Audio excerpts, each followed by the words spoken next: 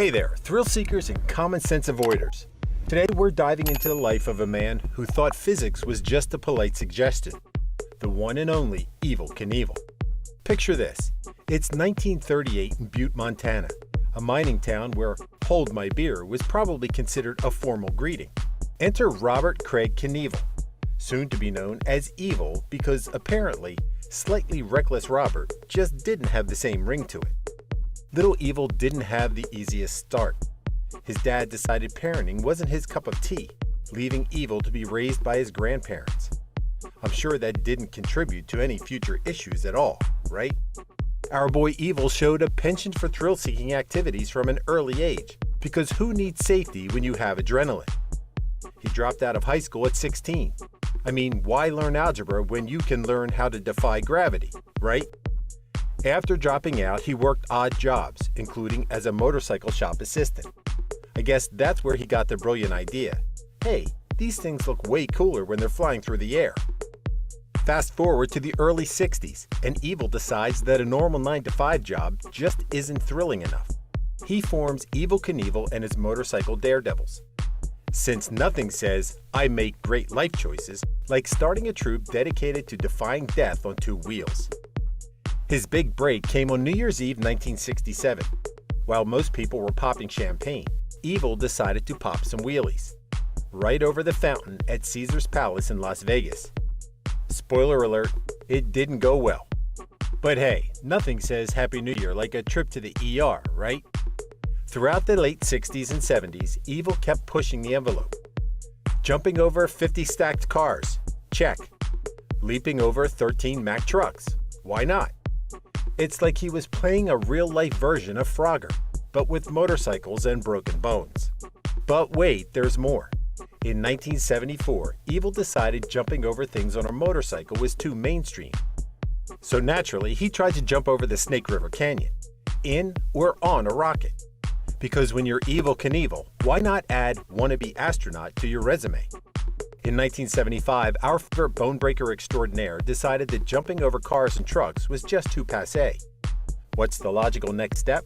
Why, jumping over 14 Greyhound buses, of course. This stunt aired on ABC's Wide World of Sports, with 52% of the television audience tuning in. Apparently, over half of America decided that watching a man potentially turn himself into a human pancake was quality entertainment. Here's the kicker, though. He actually pulled it off. Our boy Evel soared a whopping 133 feet, over 40 meters. It's like he looked at the laws of physics and said, "Nah, I'm good, thanks." Because risking his life wasn't enough, Evel had to immortalize it on the big screen too, starring in movies Evel Knievel and Viva Knievel. I'm sure those are up for some retroactive Oscars any day now. Evel married Linda Bork in 1959, and they had 4 kids. Linda became one of his most faithful on-screen companions.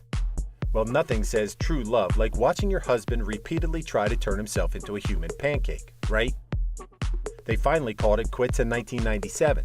I guess even Linda had a limit on how many hospital waiting rooms she could sit in. Evel's son Robbie decided to follow in his dad's footsteps, or should I say, tire tracks. He even jumped the Caesar's Palace fountains and the Grand Canyon, because nothing says I need therapy quite like recreating your dad's most dangerous stunts. Evel was sued more times than he had broken bones. In 1977, he was found guilty of beating his former promoter, resulting in 6 months in county jail and 3 years probation. I guess he decided to try his hand at being an indoor daredevil for a change.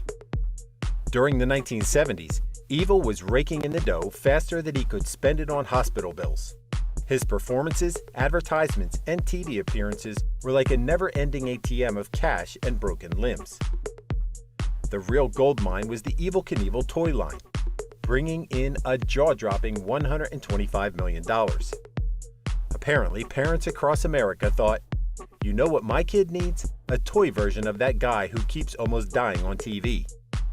Evel passed away on 30 November 2007 at the ripe old age of 69.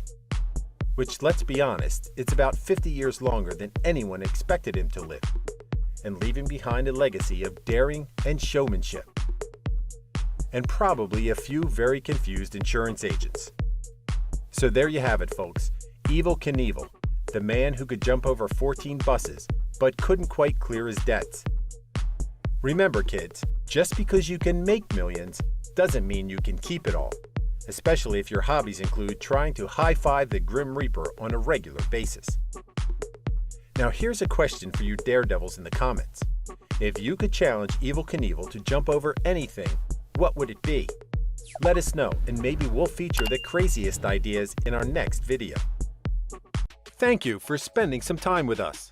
Make sure to like and subscribe so you never miss another video. We also handpicked these videos which we recommend you watch next. You can talk to us on all social medias or ask a question in the comments below. Thank you for being with us, and we'll see you back tomorrow.